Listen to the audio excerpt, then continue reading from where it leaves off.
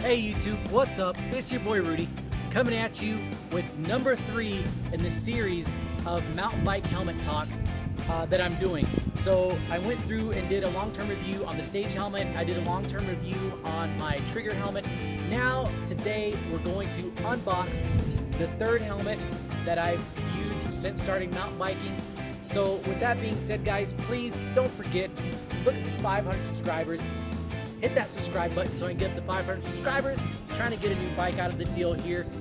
Do that for me so I can do a review on a bike. I know we're not doing that today, but we're talking about mountain bike helmets. So with that being said, let's unbox the helmet that I chose to be my pick to help protect my head. All right, so you can probably tell by the way the box looks, we're gonna get this unboxed, and that's the Gambit. This is a size small, it's the color green. Right here you can see there's a couple of key features that they say. It's got a carbon fiber shell, Mindset 360, I'll have to show you that on the inside. 4D cooling, that's the way that their airflow is directed through their helmet. Not exactly sure what the Duralite 4X is. Dual density, that's the foam. It is DH certified, it is Angie ready, and of course it does have MIPS. So there you go. With that being said, let's see this sick sweet helmet. There we are, brand new carbon. So that's the outer shell, and this is, if you look inside here, it says that it's 600 grams. That's the lightest helmet. That's the lightest helmet that I've ever worn.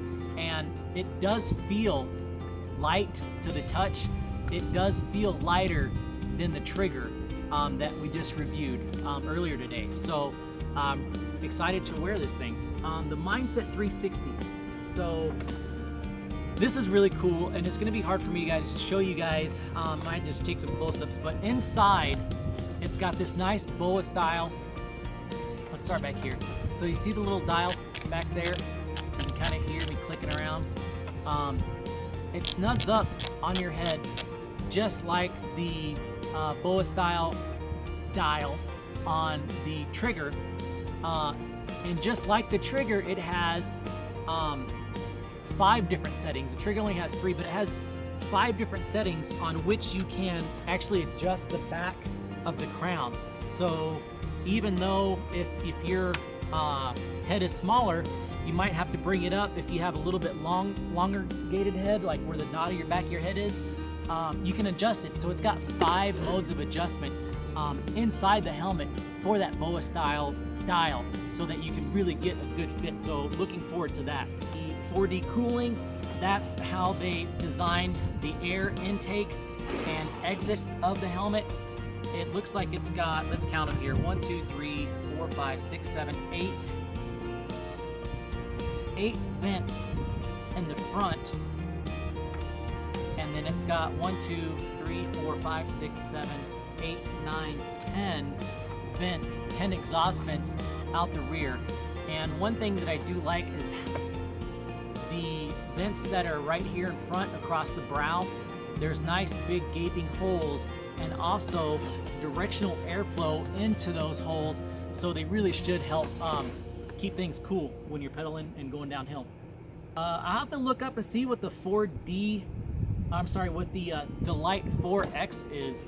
I'm not sure if that has to do with the density foam that they use for the chin bar.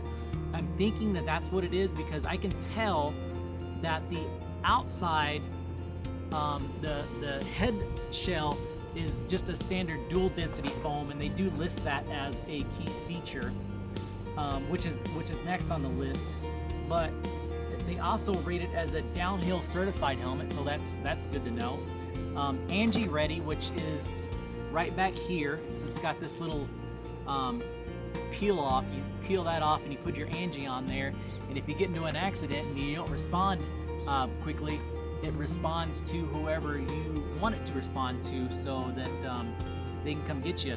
And I think it also has like some kind of like satellite positioning on it too.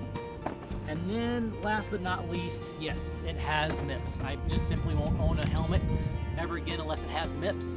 And if you look at this MIPS in this helmet, it is definitely more styled like the MIPS that's on the inside of the trigger helmet, where it's kind of got those rubber bands that kind of move and stretch into place depending on how you were unfortunately falling with this helmet on. So with that being said, guys, that's really it. So overall, I'm really excited with all the key features that this thing has. I'm really excited to get this helmet on so that I can get it fitted and report back to you guys with maybe a short-term review and then eventually a long-term review. But if you've watched this video this far, thank you so much.